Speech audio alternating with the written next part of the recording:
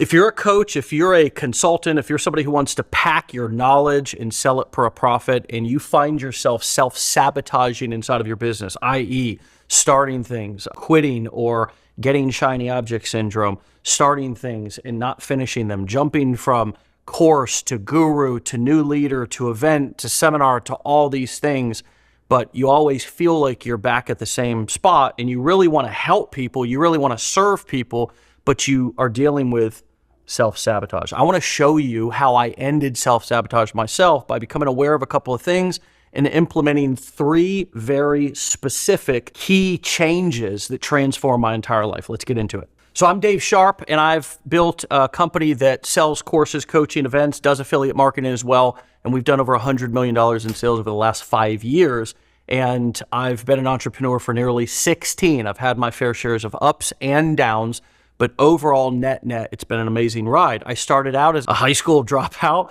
a teenage father, a heroin addict. I got clean, slept on my dad's couch, went to construction jobs with him until I realized I didn't want to do that. Stumbled upon the internet back in 2009, 2010, and the rest is internet history. And so that process of coming off of being all of the things that I just mentioned, my self-esteem was at an all-time low, and I needed to build up my self-worth, my identity, and that took 3 specific things that I did. The first thing we need to realize is that you are a tree, and inside of your tree, you have limiting beliefs, okay? And those limiting beliefs are little pieces of fruit we'll draw on the tree, and the way that we try to deal with these limiting beliefs is a lot of times we get distracted over into shiny object land, right? Because we really don't want to deal with the limiting belief. We really don't want to deal with the problem. Instead, we'd rather have somebody else fix it for us. But the truth is that those limiting beliefs are actually the roots of the tree, right? And so in order for us to deal with these limiting beliefs, which are never going to be solved with another shiny object, another course, another guru, somebody else who's going to solve it outside of you for you, you're going to have to go down here into the roots and actually address those changes. So there's a couple of different ways that we can do this. The first way that we deal with this is to, of course, be willing to be honest about it and look into why we think that that limiting belief might exist. For example, why do you feel like you're not qualified to teach people? Why do you feel like charging $1,000 or $2,000 is too much when you know that there's billions, trillions of dollars in this world? Why do you look at other people and compare yourself and think that they're better than you? These are all limiting beliefs, perhaps even that are rooted within, if it's money related, to things that you heard when you were a child. For example, if you have an issue with money, you have some sort of a self-sabotaging kind of either spending habit or just not feeling deserving of actually getting paid, then perhaps you saw something weird when you were a child or heard things that were just confusing, like, we can't afford that. Well, what do you mean we can't afford? What does that even mean as a kid? It just means that we don't have enough, right? So you have to think about how you would hear that now versus how you would hear that if you were little, 5 years old, 10 years old, even in your teenage years. What do you think, that money grows on trees? Kind of an interesting analogy there. How do you think that might affect you? I mean, if I was a little kid and I heard that, it's like maybe I'd go out and be like, I guess it doesn't, go out and actually look at the trees. If I wanted to be a smartass, I might say, well, isn't money made out of paper? But, that's just me being a smartass. The point here is that if you have a limiting belief that comes from something that somebody else said, the first solution is to watch what you say, right? So for example, one of the things that I invite people to say is to eliminate the words, I can't afford that, out of their vocabulary altogether. Because there's a different way you could say that would empower you and feed your brain more powerful beliefs about your relationship with money and what money means to you. When you say, I can't afford something, essentially you're saying that, something is out of my reach. No, I just need to go be more resourceful, right? There's so many other ways that you could say that. That wouldn't be a smart investment right now, but we'll look into it in the future. That's not something that I'm ready to move on right now. That's not something that I want to do right now. I don't want to buy that right now. All of those things are more empowering statements than I can't afford something. I can't afford something. Money doesn't grow on trees. These lack statements around money are almost 9.9 out of 10 times words that you heard from other people growing up that you are now parroting. And it's one of the prime examples that I give people on a regular basis that proves to them their beliefs are not actually their beliefs. They're beliefs that somebody else implanted into their head when they were a child, whether it was a parent, a guardian, a teacher, whatever. Number two, others' words. So the way that we allow people to talk to us, the way that we allow people to make us small, what we put up with, oftentimes as we're getting ready to go into a coaching role or going into selling or packing our own information and actually starting a business. And honestly, this goes for anybody who's starting a business. Other people have things to say about that, right? So they lean, they throw salt in the wounds oftentimes of our limiting beliefs. Well, do you think that's really going to work? Do you think that you should just have a job just in case? Do you think that you're really qualified to do that? Do you think that's something that's really going to sell? Is that really a smart decision?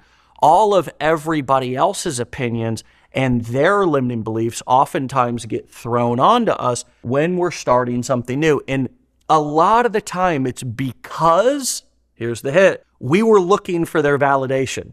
We wanted them to be proud of us. We wanted them to say something, but when somebody shows you who they are, you have to believe them. And if you're starting a business and you're going into coaching or you're going into creating courses, packaging your knowledge and selling to other people, you have to learn how to tune people out. You have to realize that your vision and your dreams are your vision and your dreams, and other people are not particularly going to see it, understand it, be able to even respond supportively. One of the things is we often go to other people a lot, and oftentimes it's people in our life that may have implanted unknowingly. This is not a video about how bad our parents are, because guess what? Those limiting beliefs were also implanted into their head. And can you imagine some of the things that they probably heard? They've probably done a pretty good job of trying to do their best to give us a better life, and yet still some of that stuff crept in, because a lot of times drama, limiting beliefs are passed on from generation to generation. And so a lot of times we'll go to the people who implanted the limiting beliefs to try to fix our problems or validate us, and it just doesn't work, right? Because oftentimes people just don't have it's not that they don't want to, it's that they're not capable of providing that kind of support. So you have to get really, really serious about validating yourself and being willing to take those first steps without others' approval. If you have to block people on social media, if you have to stop talking about your business with family or friends or people who might be critical and you're sensitive to that because it's going to trigger some of these limiting beliefs, which may make you feel like what you're doing is not the right thing, which begins the process of shiny object syndrome all over again. Now, I'm here to tell you, I've done my fair share of affirming and meditating and even therapy. I am somebody who needed therapy in my life, and it was very helpful. But here's what I can tell you, and what therapy and all of the other things that I have done in my life to try to grow to become who I am today, it's all led to one thing that I just wrote down on the board here, and that's acting myself into a new way of thinking, not trying to think myself into a new way of acting. The way that you are going to eliminate these, the way that you are at least going to make them less, it's sort of like a wound. And when a wound is really fresh, it's really sensitive, right? Whereas, and I have lots of them all over the place, that scar right there on my arm, it doesn't hurt anymore. This is just an analogy. I didn't sit around and just stare at it and just be like, God, I hope this goes. I just lived my life and my body naturally healed.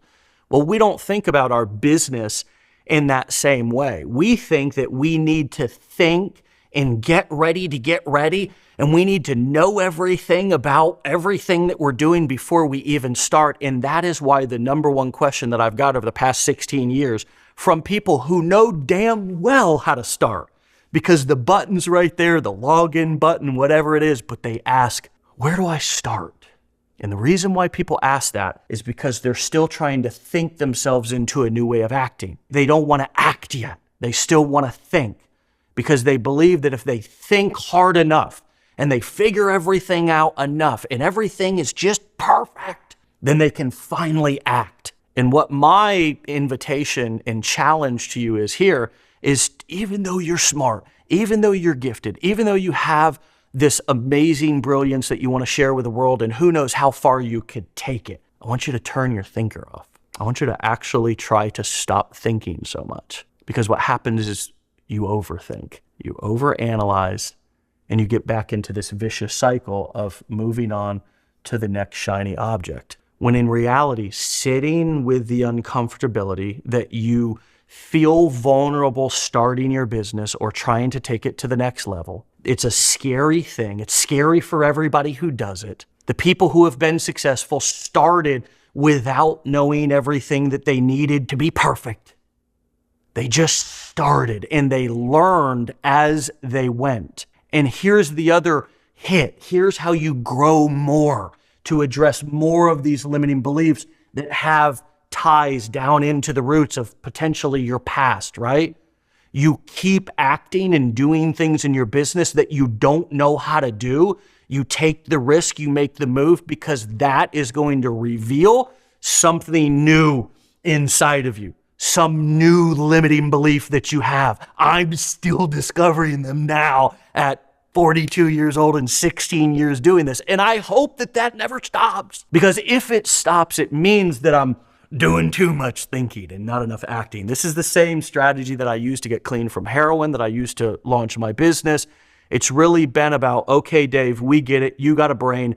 It produces 6,000 thoughts per day or whatever a brain is supposed to do, because your brain, and particularly your amygdala, it all works in synchronicity to do one thing: keep you safe. Because for millions of years before this, we were running from saber-toothed tigers. But guess what?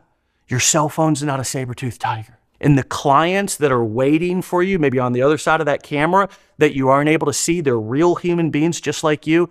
They just want to be served. They just want to be helped. So the more that you can act yourself into seeing that you can do these things and you're not going to bleed, you're not going to die, it also builds your confidence. You build the confidence that I can do this. I got this. And oh, by the way, I've discovered another limiting belief, and it starts to become a game. You can gamify the process rather than letting it dominate you.